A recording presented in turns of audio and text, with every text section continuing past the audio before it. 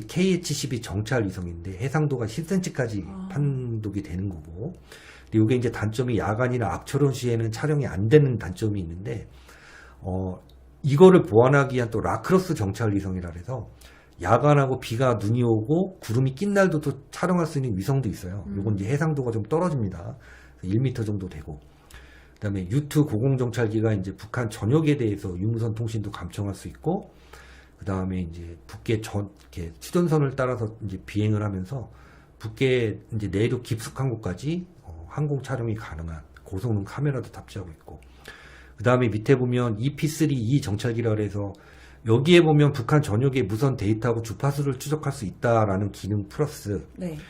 여기에는 이제 신형 위상 배열 레이더, A사 레이더가 달려 있어서 북계 어떤 지상 표적의 최신화, 그렇겠죠. 최신화라는 거는 이제 업데이트를 말하는 거예요. 대포가 여기 있다가 졸로 옮겨갔을 수도 있고, 탱크가 여기 있다 저기 올려갔을 수 있잖아요. 네. 그런 표적에 대한 재원을 최신화하는 그런 능력을 가진 비행기입니다.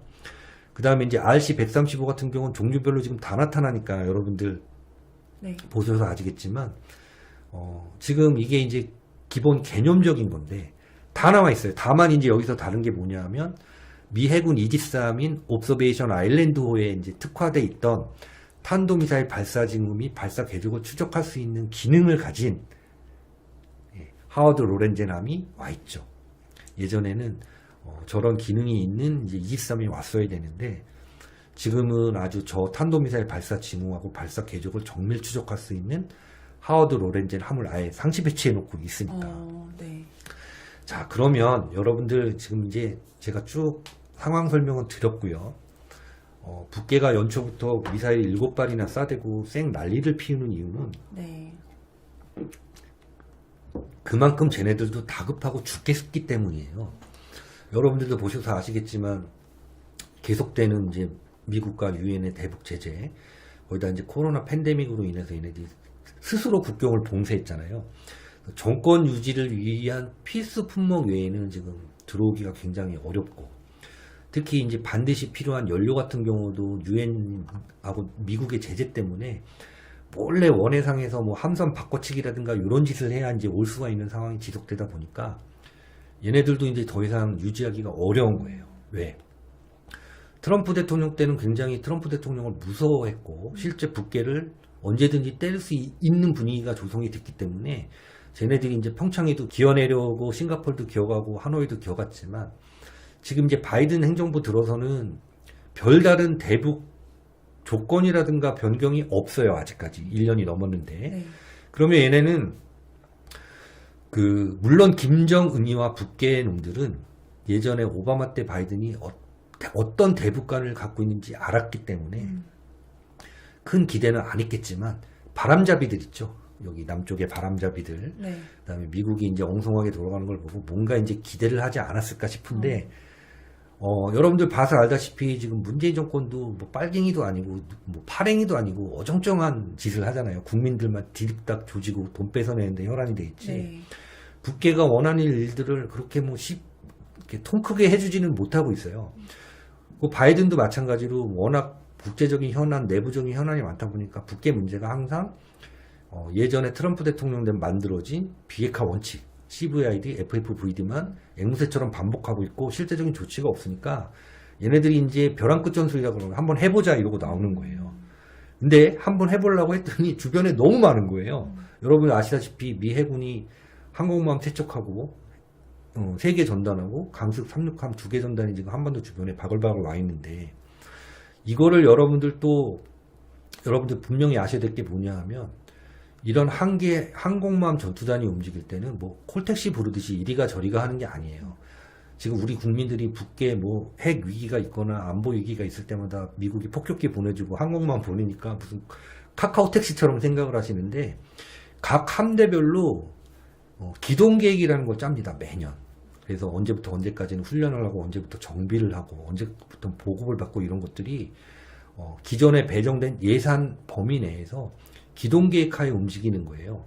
그렇기 때문에 이 함정들이 지금 여기 몰려있다는 거는 지금 임기응변차고 있는 게 아니라, 사실은 이게 언제 이루어졌어야 되느냐, 재작년 1월달, 2월달에 이루어졌어야 되는 직결입니다. 근데 재작년 1월 달에 어떤 일이 생겼죠? 갑자기 우한에서 우한 폐렴이 갑자기 나타나면서 이런 세상이 이제 한 2년 넘게 완전 난리통이 나 있는 상황인데, 여러분들 이제 요런 틈을 타서 북계는 야금야금 핵 개발해서 핵 기술 발전시켜 왔고, 이제는 미국도 더 이상 눈을 감아줄 수 없는 상황이 됐어요. 이렇게 다급한 상황에 우리 국민들은 지금 대통령 선거에 미쳐가지고 맞습니다. 다들 이제 날리고 뭐 저희한테 어떡하냐 저떡하니 구독자 쭉쭉 빠져나고 이러는데, 제가 오늘 그 얘기를 드리려고 그러는 거예요. 정치권에서 마치 대한민국을 죽이고 살릴 듯이 여러분들 막 허풍들을 떨다가 북계가 예를 들어서 천안함 옛날에 그 폭침 사고 혹은 연평도 포격 사건이 일어나니까 국내 정치 이슈가 싹 묻히고 안보 이슈가 그냥 전면으로 떠오르죠. 뭐 대한민국 원래 그런 나라입니다. 네. 지금 위정자들이든 위정자들을 상대하는 야당도 그렇고 얘네들은 안보 개념조차가 아예 없는 애들이에요. 최근에 이제 선거판이 되니까 이제 객관식 문항들이 튀어나오고 각자의 안보관들을 떠들어대는데, 제가 보니까 들을 얘기가 하나도 없어요. 말도 안 되는 소리들을 하고 있고, 뭐 어떤 전략 무기라든가 전략 자산이 뭐 카카오 택시인 줄 알아요. 그 다음에 미국은 돈만 주면 다 파는지 압니다. 저런 천박한 안보 의식을 가진 자들이 뭐 어찌됐든 대한민국의 미래를 좌지우지할 수 없어요. 이제 다만 여러분들 지금 중요한 건 뭐냐 하면, 북계는 더 이상 미국도 그렇고 서방도 그렇고 더 이상 눈을 감아줄 수 없는 상황이 도래가 됐습니다. 네. 바이든 아니라 바이든 할아버지가 와도 더 이상은 시간 끌 수가 없어요. 왜? 지금 여러분들 보셔서 아시겠지만 우크라이나에서 지금 서방과 러시아 푸틴이 대결을 하고 있는데 누가 이기는 것 같아요? 푸틴이 주도권을 자꾸 끌고 가고 있잖아요. 근데 여기 북계까지 내버려 두면 미국을 위시한 우리가 알고 있는 서방 국가들은 이제 전부 몰락의 길로 들어설 수밖에 없어요. 이거를 우리보다 그들이 훨씬 잘 압니다. 그런데 이제 여기에 악재가 겹쳐 있죠.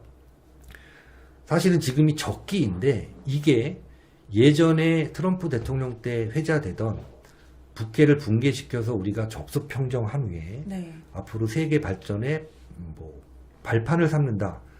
이 계획이 포함되지 않았을 수 있다는 거예요. 지금 이렇게 바이든 코너에 몰린 바이든 행정부가, 제가 이제 가장 우려하는 게 그거잖아요. 북계 붕괴 이후에 대책 없이 북계를 으깨놓고 묵사발 내버리면 그때부터 한반도는 대혼란 속에 들어갈 수밖에 없어요. 네. 그러면 북계를 으깨놓고 박살낸 이후 상황에 대해서 지금 우리 대한민국 현재의 구치소나 교도소가 아닌 바깥에 있는 사람 중에서 미국과 이런 전략을 논의할 수 있는 사람이 있느냐? 제가 볼 때는 없어요. 그게 문제라는 거예요. 네. 한때는 바이든이 부통령일 때도 그렇고 트럼프 행정부 때는 적어도 대한민국, 다시 말해서 한반도와 북계의 미래에 대해서 어떤 미국과 대등하게 얘기를 나눌 수 있는 분들이 있었습니다. 근데 지금은 없어요. 그건 제가 장담하는 거예요. 그게 제일 걱정이라는 거죠. 그러면 북계를 무력으로 이제 미국의 어떤 화용과 분노, 파이어 앤 퓨리가 폭발을 해서 북계를 지금 으깬다고 하더라도 그리고 난 후에는 어떻게 할 것이냐. 여기서 다시 한번 말하지만 아직까지 바이든 행정부에서 새로운 전략 대응안을 내놓지 못했기 때문에 북계를 만약에 스스로 핵사찰을 받지 않고 이렇게 까불다가 미국에 이제 무력으로 공격을 당하거나, 나도 마찬가지고 미국은 제일 먼저 해야 되는 게 핵사찰을 해야 됩니다. 네. 그러면 늘 말씀드렸죠. 북계 핵사찰을 할 때는 1년짜리 옵션이 있고 2년짜리 옵션이 있어요. 1년짜리 옵션을 할 경우에는 미국의 예전에 랜드 연구소에서 소요량을 예측을 했었어요. 병력 43만 명이 필요하다. 북계 핵사찰을 하는데 1년 안에 핵사찰을 완료하는데. 근데 여러분들 보셔서 아시겠지만 미군 지금 한 150만 명 정도 규모인데 이 150만 명 정도의 미군이 지금 유지가 되고 있고 바로 이제 소집할 수 있는 예비군이 30만이에요. 네. 그 외에 주 방위군의 예비대로 있는 병력은 9개로 못 데리고 나옵니다. 그렇게 되면은 여러분들 미국의 전체 전력이 다 동원이 돼야 되는데, 미국의 지금 전 세계를 5개 전구로 나눠놓고 각 지역별로 지금 전부 안보가 위기인데 대규모 병력을 한반도에 투입하기가 어려워요. 그렇다면은 뭐 최적의 인원으로 한 10만 잡고 미군 투입 인원을 30만이 넘는 병력은 결국 우리 대한민국 군이 해줘야 되는데 그럼 이런 대한민국과 한반도의 미래를 이해하고 미국과 대등하게 작전을 펼칠 수 있는 사람이 지금 구치소나 교도소 아닌 이런 세상에 있다고 저는 보질 않습니다. 그럼 선생님 이게 지금 저는 네. 현 정권이 규정한 적폐 세력 대부분의 분들이 이런 작전을 미국과 대등하게 논의할 수 있는 분들이에요. 미국도 그걸 아마 알고 있을 겁니다. 예.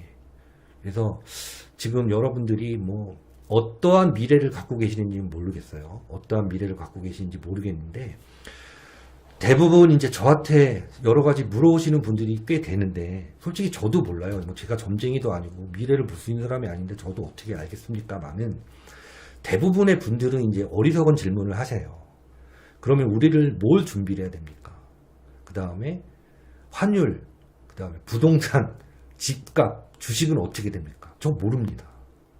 여러분들 참 제가 안타까운 게 뭐냐 하면 여러분들 이제 뭐 그 옛날 전쟁도 겪어보시고 가난한 시절을 겪어보셨던 어른들 우리 방송 많이 보시는데 내 집 앞에서 폭탄 떨어져 불 나고 사람 죽어 나가면 돈 이런 거 아무 의미 없어요. 그 돈 갖고 어디다 쓰실 겁니까? 그리고 제가 또 어렸을 때부터 이제 속던 것들이 있어요. 우리 아버지한테 돌아가신 우리 아버지가 저한테 옛날에 뭐라 그러셨냐면 나중에 돈 벌면 뭐 사줄겠고 그랬어요. 제가 뭐 갖고 싶다 그러면. 근데 지금도 그런 분들이 계세요. 나중에 나라가 정상화되면 뭘 하겠다. 나라가 정상화되면 뭘 하시려고요. 나라가 정상화되면 여러분들 가진 거 안 남아요. 이런 상태면. 나라가 어려울 때 주변에 쓰십시오. 지금 쓰셔야 될 때입니다. 나중 얘기하시는 분들은 저는 일단 귀를 닫아요. 나중에 잘 사세요 하고 귀를 닫아버려요. 자, 그러면 긍정혜님 지금 미국에 지도자가 있나요 하셨는데요. 미국은 지도자가 누구든 간에 미군은 미국의 전략 원칙에 따라서 움직이는 사람들이에요. 예. 그렇기 때문에 제가 미국은 크게 걱정을 안 해요. 근데 우리나라는 한국군의 전략 원칙이라는 게 없습니다. 그저 대통령, 다시 말해서 통수권자, 저 정확히는 인사권자가 바라는 대로 해주려고 그래요. 왜? 그래야 자기 계급장 하나 더 다니까. 그래야 자기 호봉 올라가니까. 대한민국 국군은 우리가 반성해야 될 사안이지만 대한민국 국군의 전략 원칙이라는 게 사실 없어요. 전략 원칙.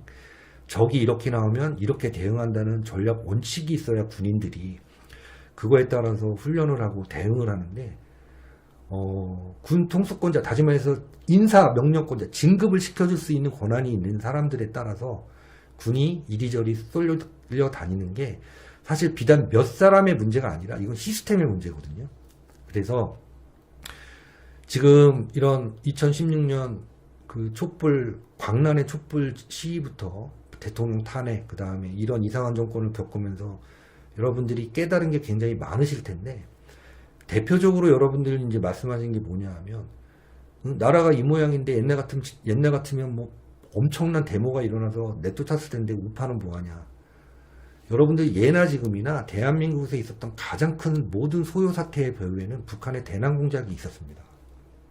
근데 이런 대규모 소요 사태를 일으킬 수 있는 선전선동에 능한 사람이 우파에는 전혀 없어요. 우파에는 없고 얘기를 해줘도 못 알아듣습니다.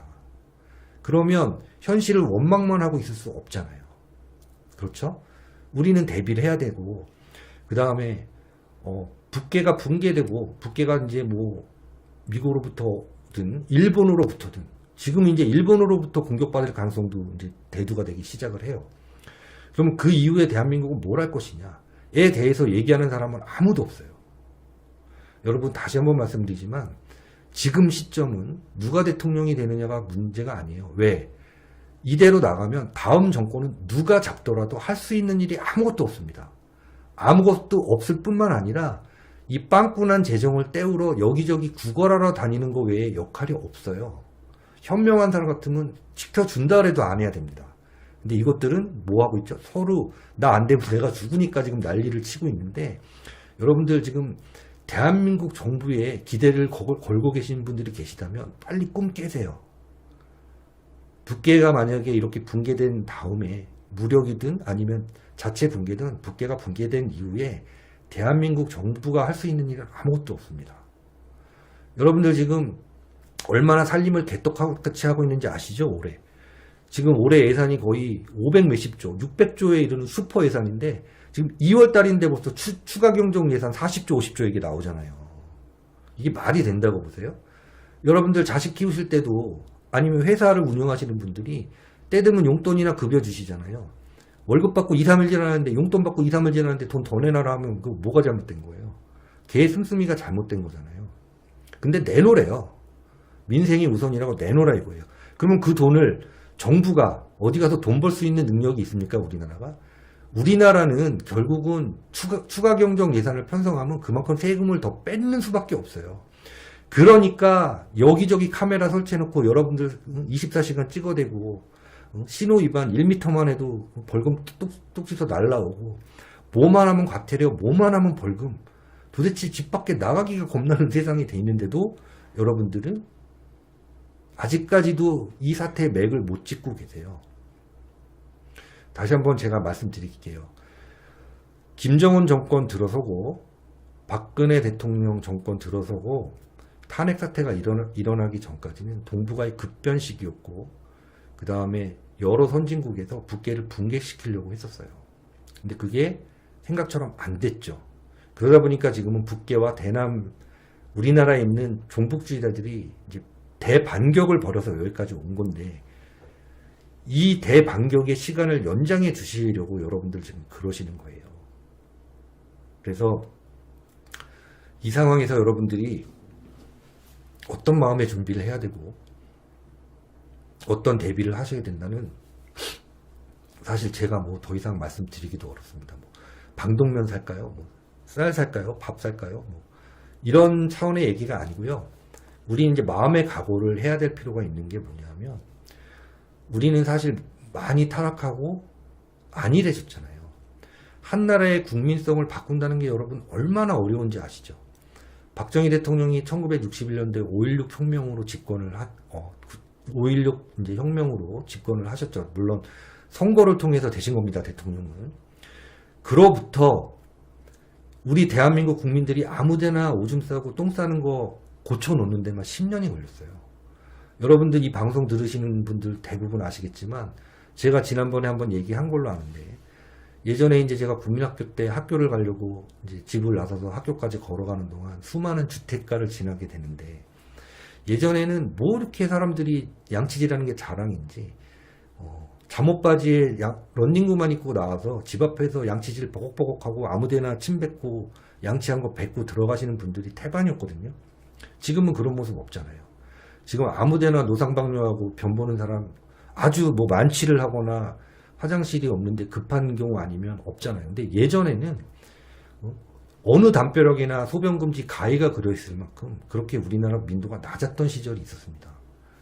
마찬가지로 지금도 우리 국민들의 가장 큰 문제는 누가 내 대신 뭐 해주겠지. 내 남편, 내 아들은 소중하지만 누가 대신 데모해서 싸워주겠지. 여러분들 국민의 99%가 그런 생각을 하고 있어요. 아, 정상이네. 근데 정상인의 99%가 내 대신 누가 싸워주겠지라고 생각하면 절대 여러분 대신 싸울 사람은 한 명도 없습니다. 지금 우리가 그런 상태예요. 우리가 나서지 않으면 아무도 우리 도와줄 사람이 없어요. 워낙에 우리나라가 그 조선시대 때부터 내려왔던 게 뭐냐면 어떤 그 신분제로 인해서 출세하고 관직에 올라가는 게 소원인, 유전자에 박혀 있는 것 같아요. 이게 지금도 보면 많은 군 선배들이 계급장 하나 더 달고 장군 되는데 목숨을 거는 사람들 많이 보이시잖아요. 제가 지나고 나서 보니까 정말 본인이 군생활 잘했다 그러면 계급장 하나 더 다는 결과를 얻는 게 아니고요. 자기 자식이 군인이 되는 모습이 가장 영광스러워야 됩니다. 근데 우리나라는 그런 모습이 없어요. 그쵸?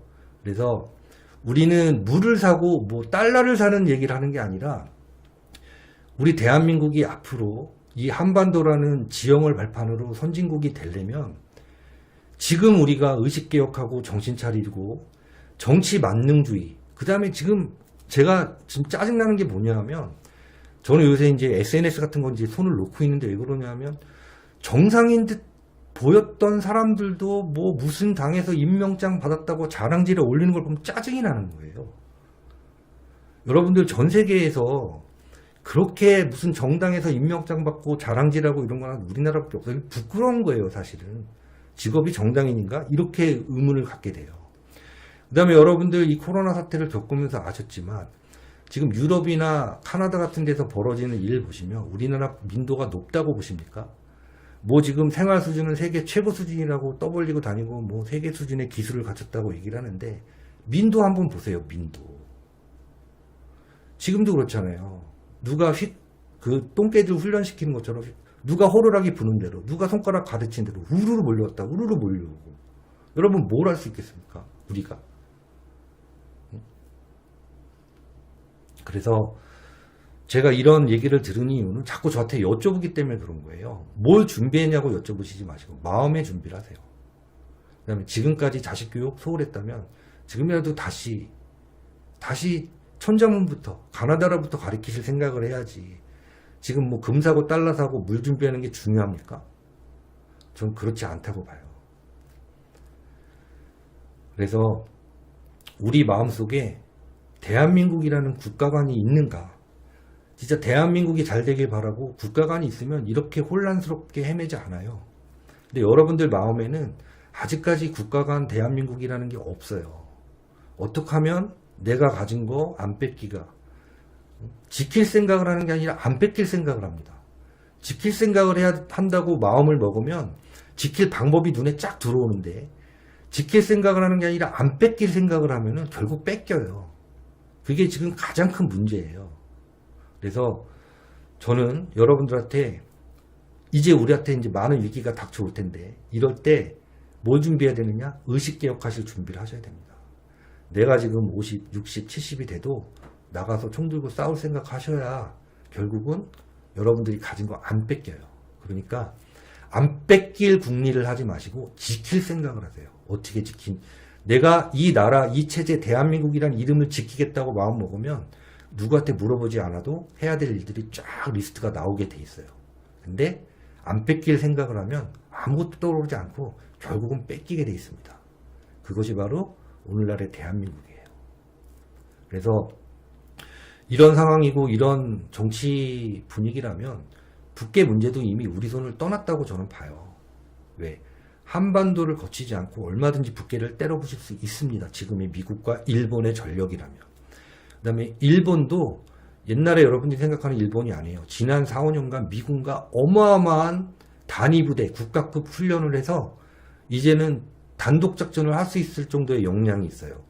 지금 여러분 한국군 50만, 60만 하면서 뭐 자랑스러워하고 국뽕에 취해 있는 분들 계시는데 일본군은 병사 없이 장교 하사관만 20만 명입니다.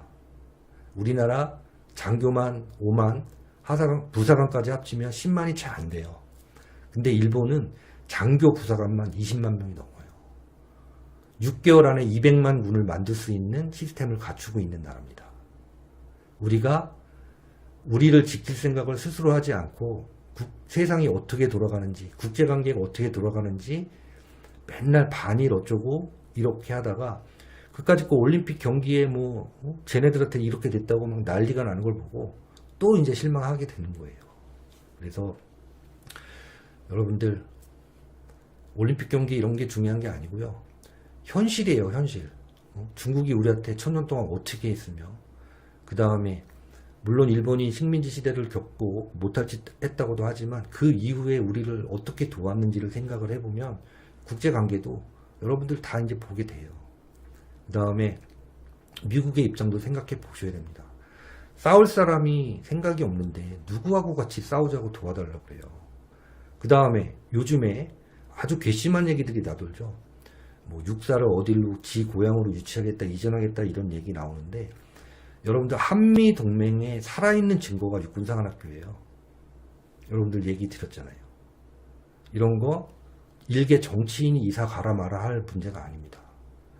육군사관학교를 세우는 거는 물론 시작은 우리가 했지만 오늘날의 육군사관학교 제도와 지금까지 대한민국을 지킬 수 있는 육군의 근간을 만들었던 거는 벤플리트 장군이고 주한미군 장병들이었습니다. 절대 잊으시면 안 됩니다. 이자들이 뭐 육사를 얼로 이전하고 뭐 지자체에서는 열광을 하는 모양인데 우리나라 군의 뿌리를 흔들려는 행위예요. 정치인의 어떤 이 공약이나 이런 게 아닙니다. 저거 옮기는 순간 우리 국방은 여러분들 아버지 할아버지의 성묘 왜 가고 제사 왜 지내요? 그만큼 뿌리를 소중하기 때문에 그런 거 아닌가요? 우리 군의 뿌리입니다. 저거 옮기면 대한민국 더 이상 가망성 없어요. 오늘 제가 드릴 말씀은 다 드린 것 같습니다. 그 다음에 지금 북계는 해킹이나 사이버전으로 한미연합 지휘통신망을 마비시킬 수 있는 정도의 IT 기술을 확보했고 이제 핵무기까지 손에 넣는다? 전 세계는 재앙이에요. 재앙. IS? 얘네 버금갈 겁니다. 그걸 아셔야 돼요. 우리 잘났다는 생각만 하지 마시고 북계의 능력을 보세요. 제가 방송 초창기 여러 번 말씀드렸지만 군의 전설학책 표지에 보면 항상 격언이 써 있는데 가장 많이 써 있는 얘기가 뭐냐? 적의 말을 믿지 말고 능력을 보라. 군 전술학책에 가장 많이 나오는 말입니다. 적의 말을 믿지 말고 능력을 보라. 적의 말을 믿었다 수많은 나라가 망하고 자국민이 죽었습니다. 근데 적의 능력을 보고 판단해서 적을 제압했던 나라는 다 역사의 승리자가 됐고 선진국이 됐어요. 적의 말을 주둥아리만 쳐다보는 자들이 바글바글 하죠, 대한민국에. 선생님 정말 감사합니다. 제 말씀은 여기까지. 그럼 다음에 또 뵙도록 하겠습니다. 여러분 모두 안녕히 주무세요. 감사합니다. 잠깐만요. 지금 휴전 중인데 미국이 북한을 응징한다면 중국 소련이 그냥 있을까요? 예, 그냥 있을 겁니다.